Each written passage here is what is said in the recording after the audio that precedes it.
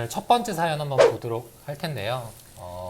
제가 준비했고 여유수님이 한번 읽어주시겠습니다. 네. 50대 중반 자녀 2명을 두신 주부이신데요. 현재 경기도 포천에 거주하고 계시고 청약을 할지 집을 매수할지 고민이라고 합니다. 그런데 안타까운 사연이 있더라고요. 그래서 자세하게 얘기를 한번 들어보겠습니다. 안녕하세요. 저는 남편과 사별한 지 6년이 되었고 일남일녀를 둔 50대 중반의 여성입니다. 남편은 갑작스러운 사고로 중증 장애인 1급으로 6년간 누워 계시다가 돌아가셨습니다. 네, 저희 친정엄마도 뇌출혈로 쓰러져서 3년간 병간 후 19년에 돌아가셨습니다. 그때 밀양에 있는 소형 저가주택이 있었는데 상속 후 바로 매도를 했습니다. 그리고 저희 딸이 지금 19살인데요. 17년에 직업군인으로 강원도 철원에 발령받아서 군 생활을 하고 있고, 저는 결혼 후 계속 살던 경남 거제를 떠나서 18년에 경기 포천으로 이사했습니다.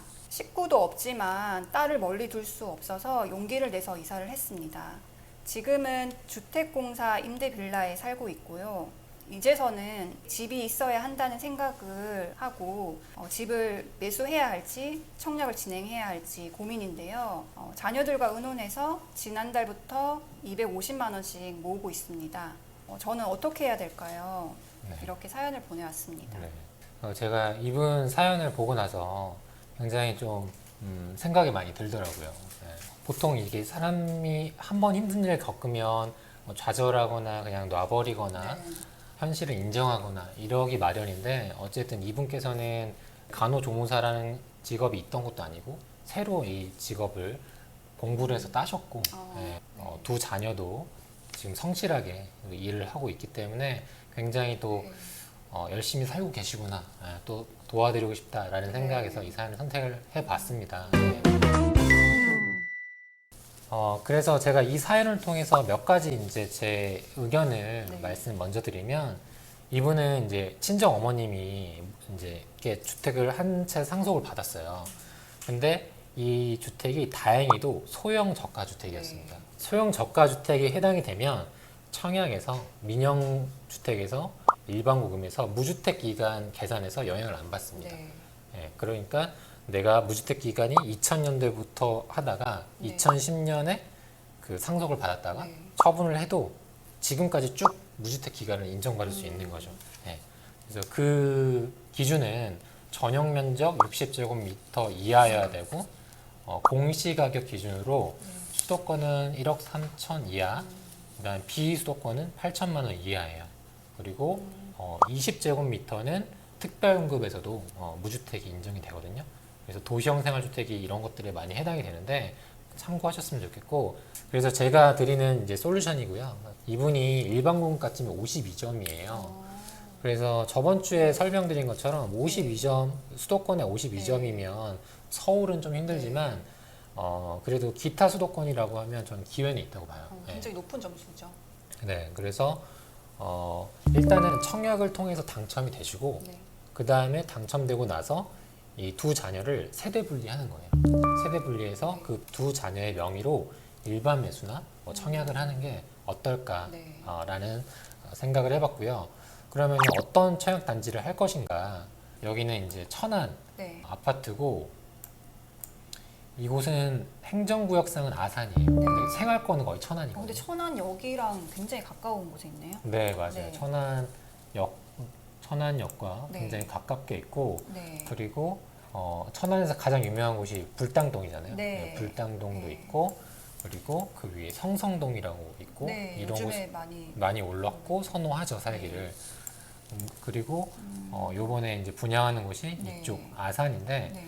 여기가 총 한 6, 7천 세대 되거든요. 굉장히 네. 세대수도 많고 학교도 있고, 계약금도 한 3,200 정도 네. 있으면 되니까 이것도 한번 같이 고려해 보시면 어떨까 네. 싶고요. 또 한 가지 뭐 팁인데요. 네. 규제 지역을 확인할 때 네. 손쉽게 확인할 수 있는 방법이거든요. 네. 그거는 호갱 노노에서 네. 여기 규제 버튼 누르면 이렇게 색깔로 구분이 됩니다. 네. 보시면 노란색이 네. 있고 여기는 비규제. 네, 비규제죠.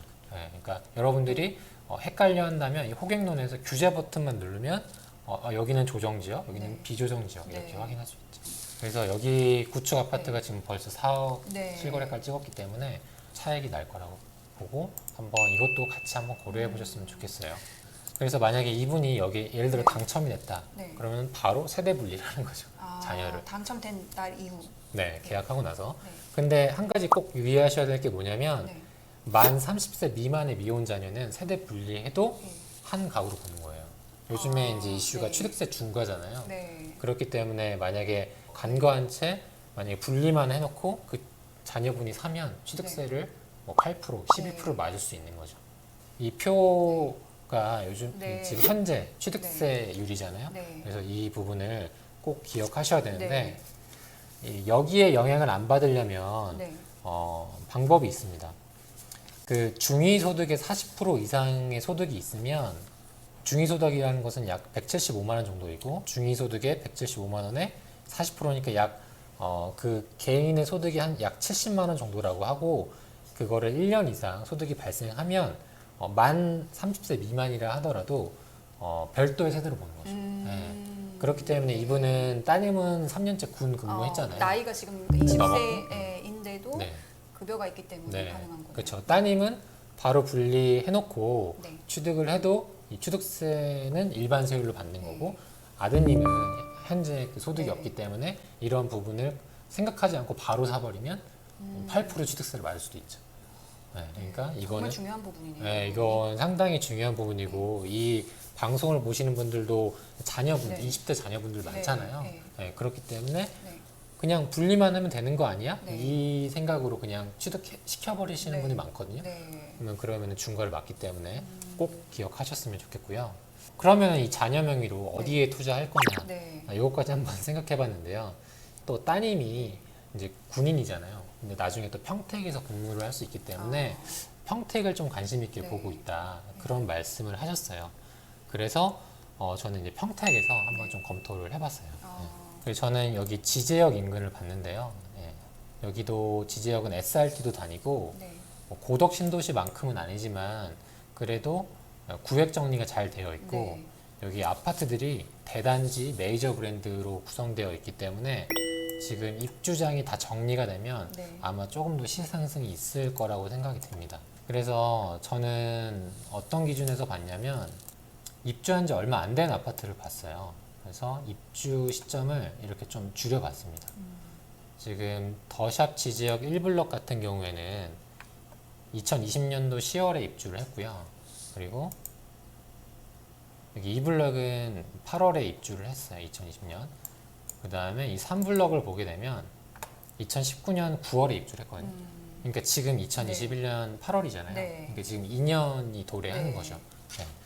그렇기 때문에 저는 이게 2년 도래하면 네. 보통 이제 비과세 물건이나 네. 네, 이런 물건이 또 나오잖아요. 네. 집주인들은 수익 실현을 하고 네. 다른 곳으로 가거나 이러기 때문에 그런 측면에서 물량들이 좀 네. 내고할 수 있는 물량들이 네. 나올 거라는 생각을 했고요. 여기가 지금 여기 분홍 색깔이 상가잖아요. 네. 네, 상가인데 실제로 그쪽 사시는 분한테 여쭤봤더니 여기 네. 상가 건물이 앞쪽으로는 다 들어섰다 하더라고요. 네. 그래서 우리가 살 때 상가가 앞에 있으면 굉장히 편하잖아요. 네. 네, 그래서 저는 이쪽 주변으로 현재는 인프라가 없거든요. 네, 없지만 그래서 비전동 이 밑에 비전동까지 내려가서 상가를 이용하는데 네. 네, 앞으로 이쪽이 이제 인프라가 좀 형성이 되고 하면 네. 좀 더 좋아질 것 같다는 생각을 했고요. 보시면 네이버 부동산에서 이제 면적순 그다음에 가격순 내리면 지금 여기 2블럭 단지는 네. 여기 74, 30평이 한 6억 2천 정도 시작하거든요. 네. 그리고 이쪽 길 건너에 굿모닝 맘시티는 59평이 한 4억 정도로 시작합니다. 근데 여기 지금 3블럭 제가 아까 설명드린 이 단지는 네. 보시면은 74가 5억 5천 원 정도도 있거든요. 아까 네. 6억대예요. 네네 여기 바로 길 건너 네. 74는 6억대였는데 여기는 지금 5억 5천대도 있어요. 그래서 저는 네. 이러한 물건은 그래도 순간적으로는 네. 뭐 지금 일시적으로는 좀 저평가되지 않았나? 네, 이런 생각을 하고 네. 이게 2년 전에 약 2년 전에 전세를 줬기 때문에 보증 전세가가 굉장히 저렴합니다. 1억 9천. 네. 그 이분께서 한 4억 정도 있다라고 하면 뭐 현재는 조금 뭐 무리해서라도 한 3억 5천 정도에 샀다가 이 전세가 만기되면 다시 한 1억 5천에서 많게는 2억까지 다시 보증금을 올려서 받을 수 있잖아요. 네, 그러니까 뭐 그렇게 한번 또 접근해 보면 어떨까 싶어서 이 물건을 한번 검토해 봤고요.